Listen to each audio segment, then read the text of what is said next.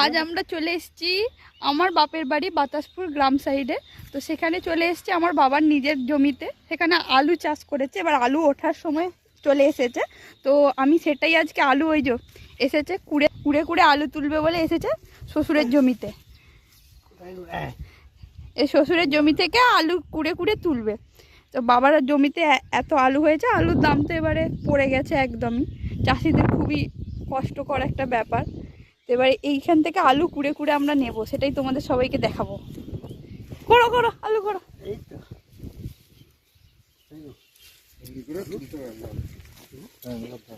এইটা হচ্ছে আমার বাবা। এই যে দেখাবে তো তুমি, এই তো দেখাচ্ছি। হায়দ্রাবাদ থেকে আসার পর শ্বশুরের জমি থেকে আলু তুলবে, 10 কেজি আলু নিয়ে যাবে। এটা হচ্ছে জ্যোতি আলু, তাই না গো বাবা? এটা জ্যোতি আলু, এটা জ্যোতি। এগুলো কোথায় পোকরা কেসওয়ান সব জ্যোতি আর মিষ্টি হবে। হ্যাঁ, আলুর এবারে একদম দাম ওঠেনি, ছাগলে খেলেও কেউ কিছু বলছে না, এত আলুর দাম কম হয়ে গেছে। আলু তো নেই, আছে আলু। এই আলুতে আলুটা যতক্ষণ না ইয়ে করবে, নাগল দেবে, ততক্ষণ আলু পাবে না।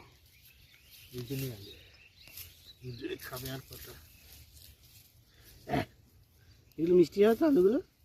মিষ্টি হবে না, তো যেমন খাচ্ছ সেরকমই। যে শ্বশুর জামাইতে আলু তুলছে, এই দৃশ্য বিরল। আমার বাবা বলল যে আলু নাগল দিয়ে কোড়ানো আছে, সেখান থেকে নিতে তার হবে না, জামাই এখান থেকে কুড়ে কুড়েই নেবে।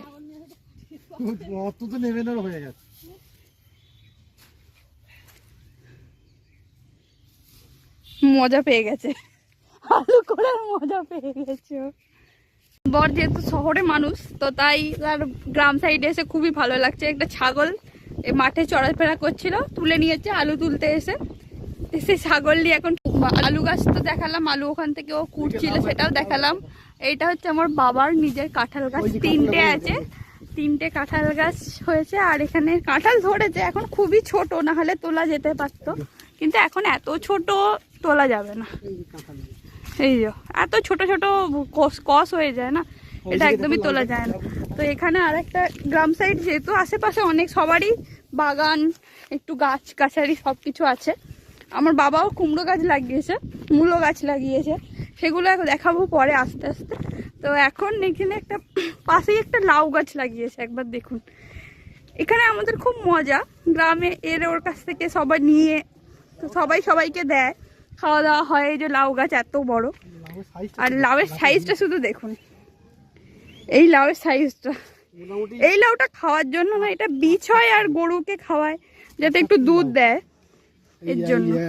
এই যে এটা হচ্ছে সবথেকে কচি লাউ, যেগুলো আমরা হায়দ্রাবাদে 30-40 টাকা দিয়ে কিনে কিনে খাই, আর এখানে সেগুলো চাইলেই দিয়ে দেয় সবার, মানে এখানে সবাই সবার থেকে যার যেটা চাষ হয় সবাই সবাইকে দেয়।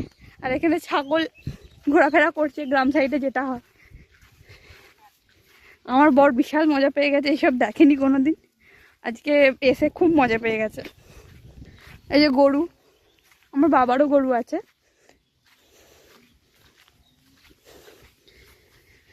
চলুন আপনাদেরকে দেখাই আর একটু আলু গাছটা। আবার চলে এসছে আলু তুলতে।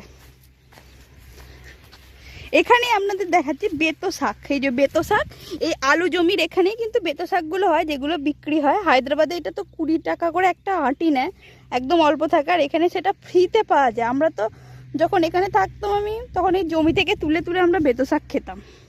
এই এগুলো সব বেতো শাক, এগুলো সব বেতো শাক। এখন পেকে গেছে, আলু তো উঠার মুখে, এই জন্য আর বেতো শাকটা পাওয়া যাবে না। ওখানে ও আলু রীতিমতন তুলতেই আছে, জানি না কত নিয়ে যাবে, ও তুলতেই আছে। আমার বাবা বললো আলু তোলা আছে, জড়ো করা আছে, সেখান থেকে না ও মাটি থেকে খুঁড়ে নেবে, হাতে করেই খুঁড়বে। কেমন লাগছে বলো? দারুণ লাগছে, তাকিয়ে বলো। এই তো কোনোদিন করিনি, এই প্রথম ফার্স্ট টাইম আলু খেতে এসে। আলু এই যে কোথায় গেল আলু, এই যে ছোট বড় সব মিলিয়েই হয় আলু তুলছি। দিলে আবার শ্বশুরের লস হয়ে যাবে। আর ওই যে আমাদের ঘরটা দেখা যাচ্ছে, এই নতুন হয়েছে, একতলাটা রং করা আর দুতলাটা রং করা নয়, বাড়িটা চলছে এখন। এটা আমাদের বাড়ি আর এটা আমাদের জমি। একটা জমি তো এখন দেখালাম, আরো জমি আছে, সেটা তো দূরে আছে, সেটাতে যাওয়া যাবে না এখন। ওটা বাড়ির পাশেই বলেই এলাম। এই তো গ্রাম্য পরিবেশ দেখতে তো সবাই খুবই ভালোবাসি আমরা। আমি তো এখানেই বড় হয়েছি, এখানেই মানুষ হয়েছি অনেক দিন পর। এখন হায়দ্রাবাদে থাকি, হায়দ্রাবাদ শ্বশুর বাড়িও শহরের দিকে হয়েছে, তো এইসব তো আর পাই না, এলে খুবই ভালো লাগে। আমরা তো এই আলু বসানো থেকে আলু তোলা আমরা সব করেছি। আমরা মানে ছোট থেকে আমরা এই নিয়েই মানুষ হয়েছি। এই ছাগলগুলো দেখুন, আলুগুলো এখন খাচ্ছে। দড়িটা দেখো কত বড় করে বেঁধেছে। এত আলু খেয়ে নিলে লোকসান হয়ে যাবে। আলু গাছ খাচ্ছে, আলু বেরিয়ে থাকলে আলু দেখুন। চলুন আপনাদেরকেও দেখাই, আমরা বাড়ি ফিরছি এই রাস্তা দিয়ে। এখানে একটা আমাদের খাল মতন ছিল, সেটা এখন জল নেই, বর্ষাকালে পুরো জলে মানে জলে ভর্তি হয়ে যায়। এর জন্য একটা কাঠ, এই কাঠগুলো দিয়ে একটা মাচা করা হয়েছে। আর এটা আমাদের গোয়াল গাছ, গোয়াল আর গরু থাকে। এইগুলো হচ্ছে আমাদের সজনা গাছের গাছ। এগুলো সজনা গাছগুলো দেখুন থরে থরে ধরে আছে। আর হায়দ্রাবাদে 20 টাকায় 3 পিস কিনে খেতে হয়। এগুলো সব আমাদের গাছ। ওটা তাল গাছ আছে ওই পাশে। আমাদের গরু আমার বাবার পোষ্য, এগুলো আমার বাবা এগুলোকে খুব ভালোবাসে, এরাও আমার বাবাকে খুব ভালো চেনে। আর ওইটা হচ্ছে আমাদের ঠাকুর মন্দির। চলুন আপনাদেরকে একটু দর্শন করাই। আমিও এসেছি, আমিও দর্শন করি, আপনারাও একটু দর্শন করি। যদিও আমি পরে আবার আসবো, তখন না দেখাতে পারলে এখন একটু আপনাদের দেখাই। এই যে আমাদের একটা ঠাকুর মন্দির, এটা আমাদেরই বাড়ি, কিন্তু এখন এটা আমাদেরই বাড়ি, এখানে আমাদেরও ভাগ আছে, কিন্তু এখন আমরা এই বাড়িতে থাকি না। এখানে আমরা রাতে শুতে আসি, আমার দিদি শুতে আসে। তো আমাদের নতুন বাড়ি হয়েছে, সেখানে যাচ্ছি আমরা এখন। আর এইগুলো হচ্ছে কি, এগুলোতে আমরা ধানের গোলা, ধান রাখি, কিন্তু এখন গোলা ভরা ধান নেই, শুধু ধানের ওপরে অংশটা এখানে রাখা আছে।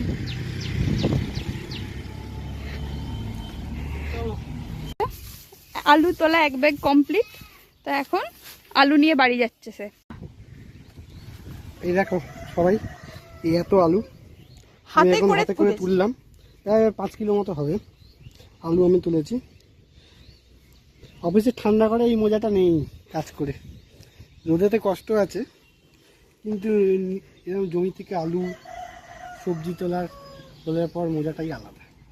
ঠান্ডা করে থেকে এই মজা পাওয়া যায় না। আর সব কাজেই কষ্ট আছে, এইখানেও যেমন গরমকালে যে রোদটা বাড়ে সেই রোদে কাজ করা যায় না, হয়ে যাওয়ার পর কিন্তু দামটা পেলে আরো মানুষের ভালো লাগে। দামটা পেলে ভালো, শহরে এই মজাটা আমরা পাই না। এখন কুমড়ো গাছ, এটা আমার বাড়ির সামনে, একদম বাড়ির দোরগোড়ায় এখানে কুমড়ো গাছ।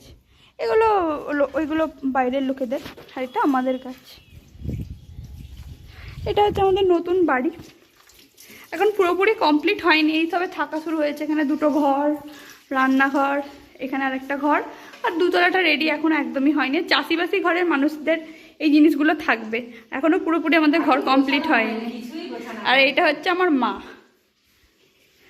এটা আমার মা। এখন মায়ের কোনো কথা নেই, শরীর খুবই খারাপ মায়ের। এখন মা আনাজ কাটছে, জামাই এসছে, এখন মটন রান্না হবে, এই জন্য জামাই আজকে করবে মটন রান্না।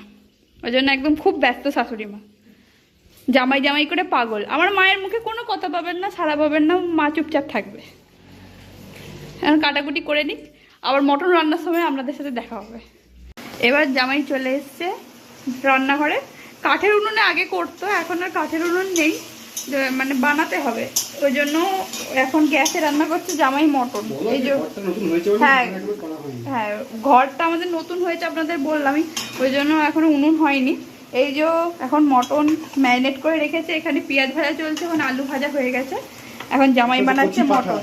এটা হচ্ছে পাঁঠার মাংস, মটন নয়, খাসি নয়, একদম পাঁঠার মাংস। এবার জামাই এখন এটাকে জমিয়ে রান্না করবে, আজকে সব রান্নার দায়িত্ব জামাই পেয়ে গেছে। এখন পেঁয়াজ ভাজা চলছে, তেলেতে ফোড়ন দেওয়া হয়েছে, শুকনো লঙ্কা, গোটা জিরে, তেজপাতা যা দেয় যা গোটা গরম মশলা যেগুলো দেয়, এলাচ, দারচিনি, লবঙ্গ সব দিয়ে পেঁয়াজটা এখন ভাজা ভাজা হবে। তারপর কিছুক্ষণ পর আদা, তারপর রসুন, কাঁচা লঙ্কাটা দেওয়া হবে, টমেটোটাও দেবো।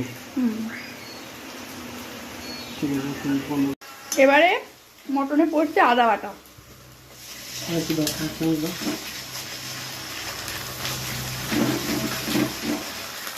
আর দেবো অল্প অল্প অল্প অল্প অল্প পড়ে গেল আদা বাটা। এই গ্রাম্য পরিবেশ রান্নাঘর থেকে দেখা যাচ্ছে, সাথে হচ্ছে রান্না জামাই। তো এবার চলে যাচ্ছে রসুন এবং কাঁচা লঙ্কা বাটা, হামাল দিচ্ছিতে থেতো করা।